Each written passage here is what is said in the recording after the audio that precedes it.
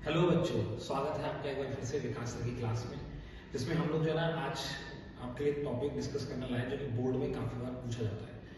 अब जो टॉपिक है वो है कार्बोनेट्स कंपाउंड से। बोर्ड से 5 मार्क्स सेक्शन डी से काफी बार क्वेश्चन आता है, जिसमें आप अगर एक बार क्वेश्चन को मैं आपसे पढ़ के आपको बताऊं, यहाँ पर ऐसे लिखा है क्वेश्चन में, organic compound X having molecular formula C2H4O2 react with Y to give sweet smelling compound Y। अब क्या होता है बच्चे, यहाँ पर ये XYZ पे C2H4O2 क्या है, या दूसरे क्वेश्चन में अगर देखो C3H6O2 दिया है, तो ये एक्चुअली कंपाउंड है क्या, इसको आइडेंटिफाई करने में थोड़ी सी प्रॉब्लम करते हैं। तो मैं आपको इस क्वेश्चन से जो बोर्ड में बहुत पूछा जाता है, एक सिंपल ट्रिक बताऊंगा जिससे आपको याद रखना है कि आपको कैसे आइडेंटिफाई करना है कि कौन सा कंपाउंड है।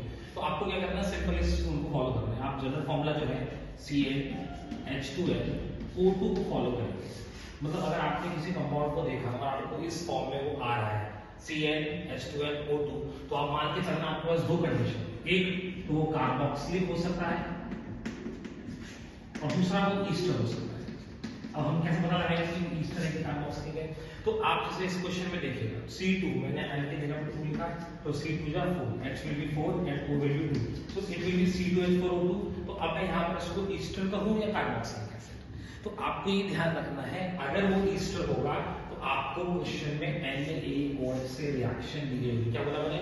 अगर वो ईस्टर होगा तो आपको NaOH से रिएक्शन दी गई होगी, और अगर ईस्टर नहीं होगा तो सिंपल आपको सिंपल क्या करते हैं, इसको रिएक्ट करके आप Y और Z किसी भी फॉर्म में वो रहेगा, तो आपको ये ध्यान रखना है कि अगर ईस्टर है तो आपको उस क्वेश्चन में वो क्या मिलेगा, NaOH, और अगर NaOH नहीं है तो it should be carboxylic acid. अब कौन सा कार्बोक्सिलिक एसिड होगा, कौन सा ईस्टर होगा? तो देखिए, अगर आपके पास 2 कार्बन वाला है तो 2 कार्बन हम लोग जो यूपीएससी रूल में पढ़ते हैं, तो 2 कार्बन का हमारे पास कौन होगा, इथेनोइक एसिड।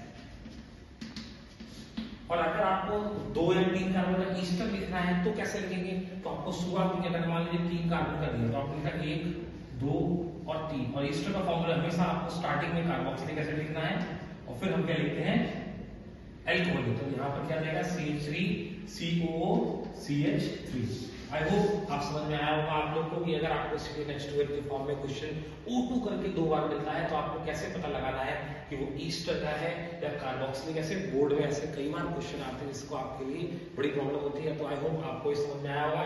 मिलते हैं अगले वीडियो में। That's all for today's class. Thank you.